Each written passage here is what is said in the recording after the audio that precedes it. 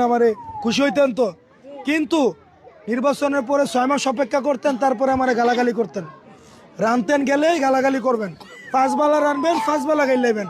এই গালি গিয়া ফুরবো আমার ফুতের উপরে, করবো না তো?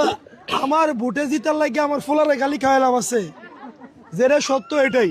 কারণ আপনি আমার ভোট না দিলে নাই, মানে এসা কথা কয়ে যদি ভোট না পাওয়া যায় তাহলে মিশা কথা কইতে হইব, কিন্তু আমি মিশা কথা কইতে পারবো না। গ্যাস, বাংলাদেশের যে গ্যাস আছে এই গ্যাস অনেক কমে গেছে। আর গ্যাস দিয়ে দুইটা জিনিস বানায়, সার বানায় আর হচ্ছে কারেন্ট বানায়। আমাদের গ্যাস দিয়ে সার বানানো বেশি দরকার, কারণ সার না বানাইলে কৃষি কাজ করা যাবে না। হ্যাঁ ও গো হতো কথা কয় এবারে এত আপনার ঘরে কি মেজবান বেশি আইয়ে? হ্যাঁ